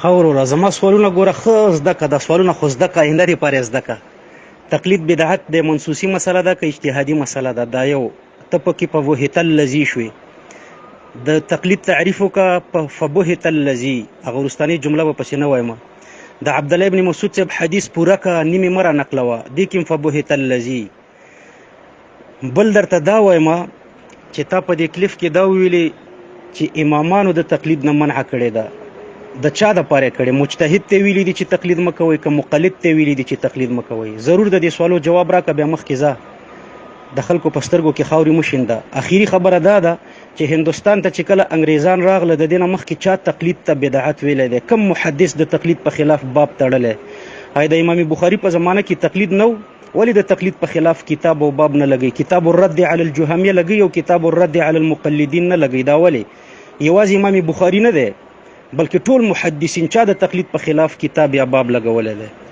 دا چې کوم سوالونه مې په دې کلیف کې وکړه ښه ورته متوجه شه زور او زیر باندې راته جواب راکړه بیا مخکې ځه زما رونو تاسو د دې مولانا صاحب خبرې اورئ چې دا مولانا صاحب کوم ځای ته دانګونه وایي او د دې د سوالاتو جوابات ما څو ځلې وکړله او بار بار یې رانقل کوي ولې چې مولانا صاحب سره نور څه نشته دی مولانا صاحب دا تاویل چې دا بیا واوره چې دا منسوسي مسله ده که اجتهادي ذهن دا بدعي مسله ده دا بدعت دی په اسلام کې نشته دی که وي نو ثبوت یې راوړه ته وایې امامانو چاته خبرې کړي نو جواب واله ډایرک یې واله تا ته ما 15 سوالات پاتې دي یو جواب دی لا نه دی راکړی جواب واوله امام صاحب چې دا خبره خپل ځان تم کړې ده ولې هغو چې د متقین بزرګان د الله اولیاو او په دې باندې عمل نه کولو چې بلته نصیحت چې بلته مسلې کې په خپل په عملې کې صحیح ده پښتو کې درته یو مسافه ځکه قران آیاتونه باندې خو نه پوهیږي اتامرون الناس بالبر وتنسون انفسکم د دې آیاتونه غو مخالفت نه کوي هغه عامه خبره کړې ده مجتهدینو تیم کړې ده مقلدینو تیم کړې هر چاته کړې ده بل د تقلید تعریف بته کې چې ستا عمل دی نور دی بل د کوم سوال وستا ته وی چې دغه نه مخکې دا مسله چا بیان کړې ده دا رد په چا کړی دی نو ستا د ائمه اربعو سواله د اقوال مې درولېږل د صحابه کرام مې درولېږل او نور هم درلېږم او اوس راځم ستا دغه فصل اهل ذکر ته آیات ته دې راځم ځکه تا سره نور څه نشته شیخ اسماعیل صاحب شخصي ته رجوع کوه شیخ اسماعیل صاحب شخصي ته رجوع کوه جزاک الله خیر شیخ اسماعیل صاحب شخصي ته رجوع کوه شیخ اسماعیل صاحب شخصي ته رجوع کوه جزاک الله خیر نو اولنۍ خبره تاخه د یو آیات نه خپل مسله ثابته نکړلې شول نو لاړې دویم آیات فاسالو اهل ذکر ته مولوی صاحب سوال دا دی فاسالو اولنۍ خبره دا ده چې دا فاسالو سوال کول دا تقلید دی او کنه دی که چېرته دا تقلید وي نو دی آیات څه معنا ده چې قرآن کریم کې الله رب العزت نبی علیه السلام ته فرمای چې فاسأل الذین یقرؤون الکتاب ته لاړ شه د یهود او نصاراو تقلید وکړه دا معنا ده د دې که څه معنا ده د دې فاسأل الذین یقرؤون الکتاب نبی علیه السلام ته الله رب العزت د تقلید حکم کړی دی د یهود او د نصاراو کې د څه شي حکم یې کړی بس ته دې جواب راکړه خلاصي مولوی صاحب اول خطا د مکی ابن ابراهیم باندې دروغ ویلو د هغې صحیح حواله راولېږه دویم زما سوالات هم واوره دې جوابات دریم تا ویل چې دې کې مساوات دی د دې مساوات قول راته د امام صاحب نه پیش کا چې آیا دا ستا مجتهد ویلی دی که دا ته وی چې مابین د تقلید او د اتباع د اقتدا کې مساوات دی دریم تقلید ستا عمل دی د دې تعریف وکړه صحیح ده څلورمه خبره تا چې دی په تهذیب الکمال دی حواله ورکړې و هغه پیش که څلورم تا امام بخاري ته مقلد ویلی دی او حواله دی ورکړې ده په شیخ الاسلام ابن تیمیه باندې د هغې حواله راولېږه د دې سوالاتو دا چې کومې مطالبې درنه کېږي د دې زر زر جوابات وکړه او ډېر زیات مه ورکېږه مولوي صاحب ستا کلیپ تقریبا 10 منټه بعد راځي 3 کلیفه دې په یو ځای وکړه ما درته یو وارې ویلې چې 3 کلیفه مه کوه یو کلیف ته جواب کوه زر ته دې پسې خبره کومه دا مې درته تنبیه درکړه جواب نه وروسته د جواب کلیف وروسته. مولوي صاحب زما د سوالاتو جوابات ورسره کوه. تا ویله چې امام صاحب دا پیروي کوله د مجتهدینو صحابه کرامو، نو دا راته وضاحت وکړه چې آیا امام صاحب مقلد و که مجتهد و؟ دا سوال مې درنه کړی، جواب نه راکې. فبهت الذي کفر په شان ته جوړېږي، ولې ته جواب نه کې زما د سوالاتو؟ دویمه خبره دا ده چې تا ویله چې صحابه کرامو کې بعضې صحابه کرامو هغه مقلدینو، نو دغه صحابه کرامو نومونه هم راته واخله، کوم صحابه کرام پکې مقلدینو؟ مولوي صاحب ته ورک شې نو ځکه زه به کلیپ وکړم تنګ شمه. تا دا ویلی دی تقلید په باره کې چې ما ثبته بالدلیل فیه شبهه، چې په هغه دلیل سره ثابت وي چې په هغې کې شبهه وي، او دلته راغلی د قرآن کریم آیاتونه دې بیانې، یو 2 آیاتونه دې بیان کړل، سره دې نه چې ثابتېږي ترېنه هم نه. نو آیا په دې آیاتونو کې شبهه هم شته دی چې ستا د وجوب د تقلید دپاره پیش کې، چې دا ته په دلیل کې د وجوب د تقلید پیش کې؟ واجب خو ستاسو په نیز هغه دلیل ته ویلی کېږي چې په هغې په شبهې سره ثابت وي، په داسې دلیل سره ثابت وي چې په هغې کې شبهه وي. نو د قرآن کریم په دې آیات کې شبهه شته؟ دې جواب راکړه. واوره وروره، ستا کلیفونه چې دي زما د اعتراضاتو جواب پکې نشته. ما درته ویلي و چې تقلید بدعت دی، دا منسوسي مسله ده که اجتهادي مسله ده؟ ته وایې چې دا بدعي مسله ده. نوې نکته پکې واوره چې دا بدعي مسله شو نو ته بدعتي شوي چې بدعي مسلې بیانې. دا مسله بدعتي ده. خپلې خبرې ته سوچ وکړه، ټول مسلمانان دې ورته متوجي شي. الحمدلله دا د امامانو کرامت دی چې په دې غیر مقلد په خپل ځان باندې فتوی لګي. دی وایي دا بدعي مسله ده، یعنی دی بدعتي دی. دا کم مولا چې دا مسله بیانوي دا بدعتي دی. څوک چې تقلید ته بدعت وایي دا بدعتي دی، ځکه بدعي مسلې بیانوي. نو فبهت الذي شوي پکې نه داسې ویلی شي چې دا اجتهادي مسله ده، نه داسې ویلی شي چې دا منسوسي مسله ده، بلکې دا وایي چې دا بدعي مسله ده، یعنی ته بدعتي چې بدعي مسلې بیانوي. دویم دا چې د تقلید تعریف مې درته ویلی دی، فبهت الذي کفر شوي پکې. دریم دا چې تا حدیث ویلی دی د عبدالله ابن مسعود رضی الله تعالی عنه، ما درته ویلي چې حدیث مکمل تلاوت کا. څلورم دا چې د امامانو اقوال دی پیش کړی. ابن تیمیه رحمه الله فرمایي چې هغه قول د مجتهدینو په باره کې دی. په فتاوا کې فرمایي منع الائمه عن التقلید انما هو في حق القادر على اخذ الاحکام عن الادله. بله زما د اعتراض جواب دی رانه کړو. ما درته ویلي چې هندوستان باندې د انګریزانو د دورې نه مخکې چا تقلید ته بدعت ویلی دی؟ حواله پیش کا، کتاب باندې حواله پیش کا، چا ورته بدعت ویلی دی؟ ولې امام بخاري د تقلید په خلاف باب نه لګوي؟ السلام علیکم ورحمت الله وبرکاته. محترم شیخ صاحب حقانی صاحب، شیخ حقانی صاحب چې دی هغه یو ځای کې میلمه دی او انټرنیټ ډېر ضعیفه دی. اوس ورته ټلیفون ملګرو کړی نیټ ډېر ضعیفه دی، کلیپ کړی دی سینډ کېږي نه، لکه ولاړ دی لا سینډ شوی نه دی.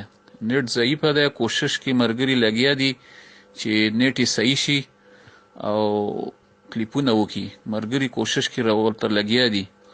موږ ورته دا مو وی چې تاسو ورته سیم بدل کړئ، کوم سیم وګورئ چې کوم سیم انټرنیټ صحیح کار کوي هغه سیم ورته واچوئ. نو ملګري لګیا دي، انټرنیټ بالکل ضعیفه دی، کلیپونه یې کړي سینډ کېږي نه، وایي هغه کېږي تاویږي، هغه دغه یې تاویږي او سینډ شوي نه دي. نو لږ انتظار وکړئ، انشاءالله میسجونه به یې راشي. مولوي صاحب ته په یو جواب باندې 15-20 منټه اخلي، نو موږ هغه ساره پورې تا ته نشو کېناستلی. له قدردانه زر بس راشه، زر دغه آیتونه دې پیش که چې جوابات یې درته وکړم او خبره ختمه شي، دې ملګرو ته دا خبره واضحه شي. نور مې غرض نه دی. ګوره ته چې ما د دعوې نه راویستلې دلایلو ته، دې دپاره مې راویستلې چې ته زر بس دا دلایل دې راپیش کړي، دا کوم چې تاسو عوامو ته پیش کوئ، او په هغې باندې زر خبره وکړو. نو ته وسوره کېږي او دغه نه کې خبرې نه کې، او 20 منټه 15 منټه بعد کلیپ کې. نو مولوي صاحب زر راشه او خبرې وکړه. مولوي صاحب د یو سوال جواب دې رانه کړلو. تا ویلې دی وایي د یو مټایي خو الحمدلله میلاو شول ومې خوړم. تا ویلی دی چې تقلید واجب دی. واجب تاسو دې ته ویلی کېږي وایي چې ما ثبته بدلیل فیه شبهه. نو ته چې د قرآن کریم د کوم آیات نه استدلال کې، آیا په دې کې شبهه موجوده ده؟ دا هم آیاتونه دي که نه؟ یقیني دي. په دې باندې هم لږ پوی که، د عوام پې هم پوی که، ځکه تاسو خو واجب دې ته ویلی کېږي چې په داسې دلیل باندې ثابت وي چې هغه شکی دلیل وي. نو آیا د قرآن کریم په دې آیاتونو کې شک شته دی؟ شبهې کې شته دی؟ ګوره د اول سوال زما دا و چې تا تقلید ته بدعت ویلی دی، دا منسوسي مسله ده که اجتهادي مسله ده؟ جواب راکه. ته وایې چې دا بدعي مسله ده. دا بدعي مسله منسوسي که اجتهادي؟ که تا د پلار په کور کې کارخانه لګولې ده او شیانو ته بدعت وایي، دا بدعت خو د شریعت مسله ده، شرعي حکم دی، خو شریعت به ورته بدعت ویلی. نو منسوسي مسله ده که اجتهادي مسله ده؟ ضرور د دې جواب راکه. ته وایې دا بدعي مسله ده، په دې نه خلاصېږي. په دې دواړو کې د یو تعین و، که اجتهادي مسله ده که منسوسي مسله ده. یو شی چې بدعي شي هغه هم ضرور یا منسوسي وي یا اجتهادي وي. دویم دا چې د تقلید تعریف وکړه.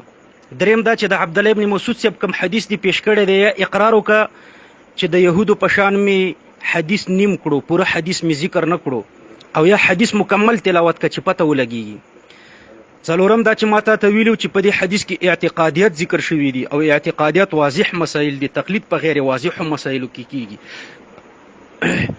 بل دا چې د امامانو اقوال چې تا پیش کړي دي، ما درنه سوال کړی چې دا د مجتهد دپاره دي که د غیر مجتهد دپاره دي؟ موږ خو تقلید په مجتهد باندې واجب نه ګڼو، په غیر مجتهد باندې واجب ګڼو. غیر مجتهد باندې تقلید واجب دی. ابن تیمیه رحمه الله فرمای منع الائمه عن التقلید انما هو في حق القادر على اخذ الاحکام عن الادله. امامان چې د تقلید نه منع کوي نو دا د مجتهد د پاره کوي، مجتهد د تقلید نه کوي، بلکې مجتهد د خپل د قرآن او د سنت تاریخ گوادی زدیو بل دی یادګم اخر ما می چیڑا ز حنفی یادګم اخر ما می چیڑا ز حنفی یادګم. مولوی صاحب که تاسو ماله جواب نه راکوئ نو چې بیا زه لاړ شمه، تقریبا د نیمې ګنټې نه زیات وخت وشلو. نو اخر څه شولې مولوی صاحب؟ بس بیا به دا مناظره به ختمه کړو، ځکه چې تا سره نور څه نشته دی. سوالات درته 20 سوالات درته جمع شوي دي. نو ته به کله تا ماته نیمه ګنټه بعد مولوی صاحب دا جواب راکړو، دا کلیپ دی اوس راغی. نو داسې مه کوه که نه، نیمه ګنټه به زه ستا د 1 منټ کلیپ دپاره ناست یم مولوی صاحب. جواب یې واوره. فاسألوا اهل الذکر ان کنتم لا تعلمون. تقلید چې دی ثمره د سوال ده. او ته وایې چې رسول الله صلی الله علیه وسلم ته الله پاک فرمایي چې د بني اسرائیلو نه سوال وکړه. نو ګوره سوال په 2 قسمه دی، یو سوال د لا علمۍ دی او بل سوال د تبکیت او د توبیخ دی. فاسألوا اهل الذکر کې د لا علمۍ سوال مراد دی، او رسول الله صلی الله علیه وسلم ته چې الله پاک وایي چې ته د بني اسرائیلو نه سوال وکړه، هغه د توبیخ او د تبکیت سوال دی، هغه د لا علمۍ سوال نه دی. دا تقلید چې دی دا نتیجه د سوال ده، خو د لا علمۍ د سوال ده. پما تاریخ گوادی زدیو بل دی یادګم اخر ما می چیڑا ز حنفی یادګم اخر ما می چیڑا ز حنفی یادګم. بل دلیل واوره. الله پاک فرمای اطیعوا الله و اطیعوا الرسول و اولی الامر منکم. پیروي وکړئ د الله او پیروي وکړئ د رسول الله صلی الله علیه وسلم. و اولی الامر منکم، د اولی الامر معنا د فقها او مجتهدین. پیروي وکړئ د اولو الامر یعنی د فقهاو او د مجتهدینو، او د فقهاو او د مجتهدینو پیروي چې دا تقلید دی. اطیعو کې امر د وجوب د پاره دی، نو تقلید واجب شو. دا بل دلیل د تقلید د وجوب د پاره. مولوی صاحب یو نیمه ګنټه بعد کلیپ کې دویم همغه زړې خبرې چې 100 پیرې مې درته جواب درکړلو همغه تکرارې. څه نوې کومه خبره شته که نشته در سره؟ ته وایې چې ته بدعتي شولې ځکه ته بیان د تقلید کې ایرونو ای سامعینو، زه تقلید بیان کومه که زه رد د تقلید کومه؟ نو آیا رد د تقلید کول دا بیان د تقلید دی؟ نبی علیه السلام چې په یهودیانو باندې رد کولو، نو نبی علیه السلام په هغې سره یهودي شو؟ په مشرکینو د مکې چې رد کولو، نو په هغې سره هغه مشرک شلو؟ نعوذ بالله. رد کول په یو باطل عمل باندې سړی چې دی جوړیږي د دغه عمل که څنګه د نظر دی. بله خبره یې دا وکړه چې تقلید تعریف ته ولې نه کې؟ نو تی ولې نه کې چې ستا عمل دی؟ تی ولې نه کې چې ستا عمل دی؟ درېیمه خبره دا دې وکړله چې عبدالله ابن مسعود حدیث خو درته ما پوره ویلی دی، او که ته وایې چې کم دی نو تی پوره که او حواله راک. څلورم ته وایې چې دغه اقوال د امام بخاري په باره کې دا د ائمهو په باره کې دي، نو دا ثابت که دغه ائمهو نه چې دا د هغو په باره کې دي. ما تا ته ویلي دي چې تقلید بدعت دی، دا اجتهادي مسله ده که منسوسي مسله ده؟ ته وایې چې دا بدعي مسله ده. نو تا بیان کړی دی خو ته بدعتي شوې، ولې بدعي مسلې بیانې؟ جواب وکوه، یا ووایه چې اجتهادي مسله ده یا یې ووایه چې منسوسي مسله ده. دا پکې چا راوسته چې دا بدعي مسله ده. په ځان دې تهمت په ځان دې حقیقت بیان کړو چې ته بدعتي، ځکه چې بدعي مسلې بیانې، په خپله دې ویلې چې دا بدعتي مسله ده. تا بله خبره په دې کې دا کړې چې د هندوستان نه مخکې چا دې ته بدعت ویلې. نو راځه شیخ و دغه نور خو مې ته پیش کړه، ائمه اربعه، همدارنګې عبدالله بن مسعود، شیخ الاسلام ابن قیم ته راشو. هغه وایي چې انما حدثت هذه البدعة في قرن الرابعه، وای دا بدعت په 4مه صدۍ کې پیدا شوی دی. نو 4مه صدۍ دا د انګریزانو صدۍ وه که نه؟ دا د سلف صالحینو صدۍ وه. ته راته وایه دا د انګریزانو نه مخکې ابن قیم که وروسته تېر شوی دی؟ دا یې دغې جواب دی. یو خبرې جواب دی، نغد اخله، او زما د سوالاتو جوابات راکه. جواب د چې زه ما ته نه تپوس کړی دی چې د تقلید تعریف وکړه، ته ما ته وایې چې تی وکړه، نو دا جواب شو. ټول مسلمانان دې په دې سوچ وکړي چې دا جواب دی. ما در نه تپوس کړی چې د تقلید تعریف وکړه، تعریف یې وکړه، ما ته مه وایه چې تی وکړه که نرې. نو چې تی نشي کولی ته اقرار وکړه چې زه نشم کولی چې بیا زه درته وکړم.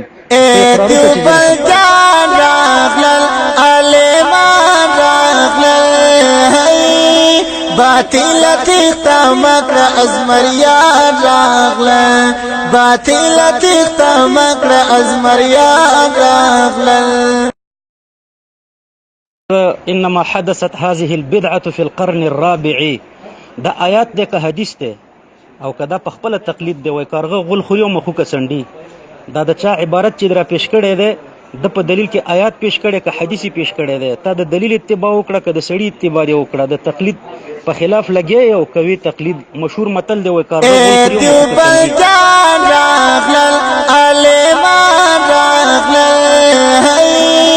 باطل تیختا مکر ازمریان راغلن، باطل تیختا مکر ازمریان راغلن.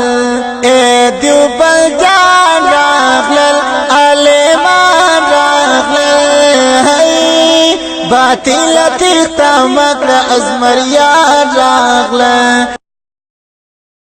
چا عبارت چې در نقل کړی دی، یو خو دې تقلید کړی دی، بل دې د مقلد عبارت را نقل کړی دی. ابن القیم رحمه الله مجتهد او که مقلد و دلیل پیش کړ. مولوي صاحب راشه، زه درته د سوالاتو جوابات دي درکمه. درواله سوالاتو جوابات دي. تا ویل چې دا منسوسي مسئله ده که بدعي، دا اجتهادي مسئله ده. زه یم تقلید اسلام کې ډول شته دی، نو نسب د کوم ځای نه راغی؟ دا بدعت دی، د الله بنده بدعت پیژنې که نه؟ دویم تا ویل حدیث عبدالله بن مسعود دی، کتمان الحق دی وکړو. زه وایم که ته نرې تی پوره که او ته د دغې نه زیات ورسره بل الفاظ پیدا که، 1,00,000 روپۍ د انعام در کوم، حواله راولېږه.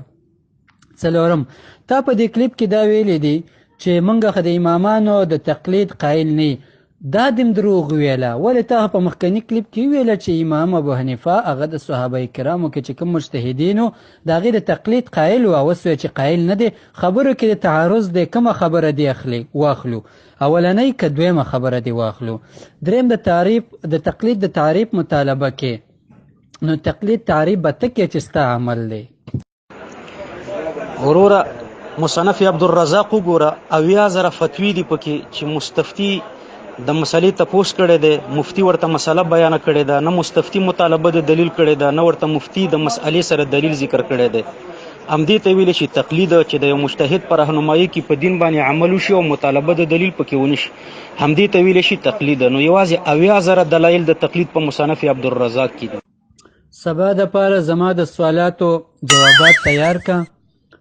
19 سوالات مې کړي دي.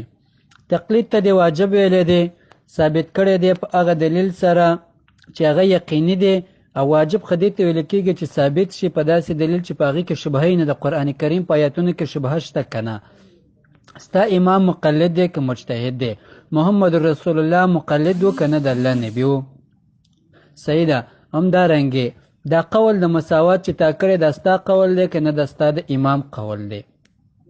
همدارنګې تعریف د تقلید به ته پیش کې، تعریف د تقلید به پیش کې. همدارنګې ستا امام چې دی هغه مقلدم و او که نه؟ همدارنګې صحابه کرامو کې کوم امام و؟ کوم صحابه کرامو چې هغه مقلدین و؟ همدارنګې په امام بخاري چې کومه حواله ورکړې ده د هغې چې سند راکه، یعنې د هغې چې ثبوت راکه کوم کتاب کې لیکلی دي. او هغه نور سوالات دغه چې کوم پاتې سوالات دي هغه درته اوس بیا تکراروم. څه وشوله څه درته تکراروم. بل تا ویل چې د امام صاحب موږ د هغه مجتهد چې د مجتهد کېدل د هغې ثابت وي په اجماع د امت سره، نو د اجماع د امت هم د امام صاحب په اجتهاد باندې نقل کړه چې هغه مجتهد دی په اجماع د امت سره. هغه اجماع په کوم ځای کې ذکر ده؟ تا وویلې چې 1 لک روپۍ انعام والا حدیث پوره کا. ګوره مجمع الزوائد وګوره باب الاجتهاد لاندې دا حدیث وګوره فإن كنتم لابد مقتدین فاقتدوا بالمیت فإن الحي لا يؤمن عليه الفتنه. بس دای پوره حدیث شو. کچرته خامخا تقلید کوي نو د مړو تقلید وکړي ځکه ژوندیو باندې اعتماد نشته. دا د حدیث پوره شو. هغه 1 لک روپۍ رواله هغه ټرمپ درکوي او که یهودي درکوي او که نصارای درکوي نو روایله ځان سره په جب کې کېده. دا د یهودو روپۍ زمونږ په کار نه دي. د 1 لک روپو د انعام چیلنج دی ورکړو. دا د حدیث درته ما پوره کړو. مجموع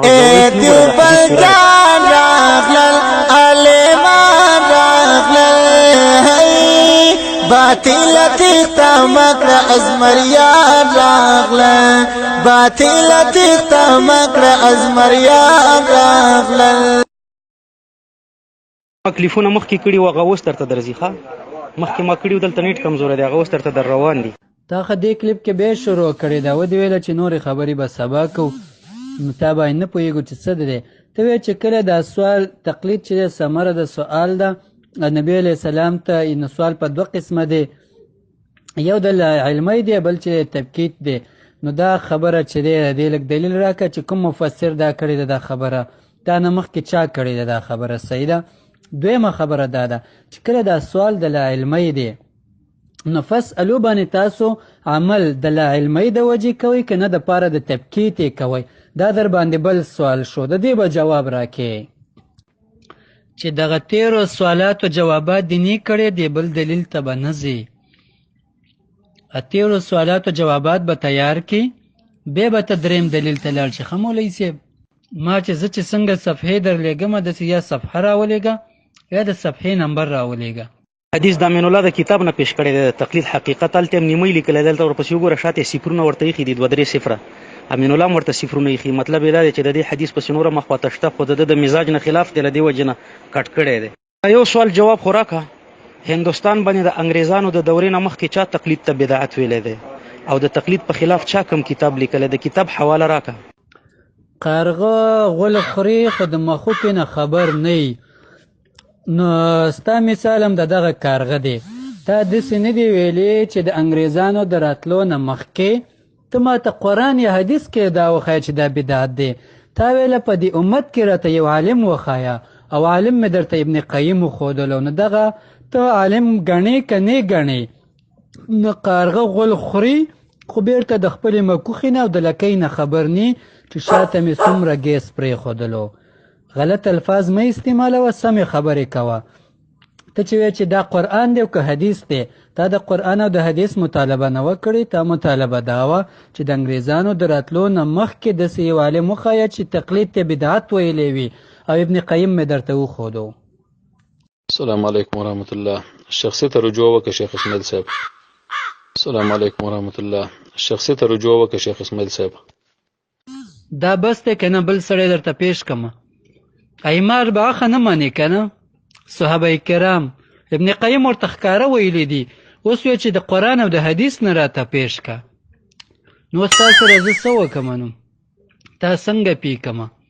فإن كان للضلال فالتقلید امه. ورورم د ابن القیم رحمه الله حواله دې پیش کړه. ابن القیم رحمه الله چې لیکلی دي چې انما حدثت هذه البدعه المذمومه المذمومه صفت ورسره لګولی دی. تقلید په 2 قسمه دی. یو تقلید ممدوح بل تقلید مذموم. دا د غیر مجتهد تقلید چې دی تقلید مذموم دی. یعنی دا تاسو چې یې د غیر مجتهد پر راهنمایي کې په دین باندې عمل کوئ. تاسو د غیر مجتهدینو کتابونه ګورئ. ستاسو عوام ستاسو د مولایانو کتابونه ګوري او ستاسو مولایان د خپلو پخوانیو مولایانو کتابونه ګوري. نو همدغې ته وایي تقلید. دا کم چې تاسو کوئ دا تقلید مذموم دی. ابن القیم رحمه الله دې ته بدعت ویلی دی. تقلید ممدوح ته بدعت نه دی ویلی. ابن القیم رحمه الله په خپله مقلد دی او تا د اول نه تر اخیره پورې دا 2 غنټې وشو نه د آیات پیش کړو نه د حدیث پیش کړو د علماو اقوال دې پیش کړه. ما د دې وجې نه درته ویلي چې کارغه غول خوري او مخوکه څنډي. د علماو اقوال خو دلیل نه دی ستاسو په نسبت باندې. ته د علماو باطل تیختا مکر ازمریان راغلن باطل تیختا مکر ازمریان راغلن. السلام علیکم ورحمۃ الله. شخصي ته رجوع وکړه شیخ اسماعیل صاحب. باندې وکړي ډېرې ان شاء الله چې په بهت الذي کفر به ټوله رجوګانې کوي یو بل ته ان شاء الله چې تر اخره پورې یو دلیل هم پیش نکړو. گوادی زدیو بلدی یادیگم آخر ما می چیڑا ز حنفی یادیگم آخر ما می چیڑا ز حنفی یادیگم. بل ورته لګیا دی و شیخ صاحب شخصي ته رجوع وکړه ان شاء الله چې شخصیانو نه چې شپېته شخصیانو ته رجوع وکړم دا به هم حالي. وروره زه نور خپل ځای ته روان یم. دا کوم ورور چې ما سره په رابطه کې دی دا دې خبر وي سبا ته دې ټیم وټاکي ان شاء الله چې دا شیخ شو حیران شو د دې خزان خو نورم پوي کې او دلایل د ښه مطالعه کړي. سبا ته به ما سره اوس کتابونه هم نشته. ما دا ټوله مناظره په یادو باندې وکړه. سبا ته ما سره خپل کتاب هم ان شاء الله چې هغه هم ما سره یې با حواله او مستند دلایل به بیا ورته سبا ته نورم پیش کړم. نن مې دا درې دلایل ورته پیش کړي دي په دې هم سوچ وکړي. دا عزت الله چې و دته خو ما چا چې راسره خبره کړې وه دوی ته خو ما ویلي چې دا عزت الله دا ډېر غټ بدعتي او ګمراه دی دا راته رامخکې کوي په دې فیسبوکونو کې ډېرې چیلنجونه ورکوي. ته خو ورک وي تر اوسه پورې تا خو ویلې چې زه تیار نه یم اوس څنګه را پیدا شوې. که ستا زړه کېږي او ښکرونه دې خارښ کوي نو ته را میدان ته شه چې تا سره پته ولګوم. تا نه زه همدغه یو سوال ته جواب که د تقلید تعریف ته وکړه. زه شیخ اسماعیل خو دې تر اوسه پورې ونه کړو. د تقلید تعریف د قرآن او د حدیث نه وکړه چې ستا پته مو لګېږي. ورونو زه یو ځای کې میلمه یم او الحمدلله دومره دلایل مې وویلې.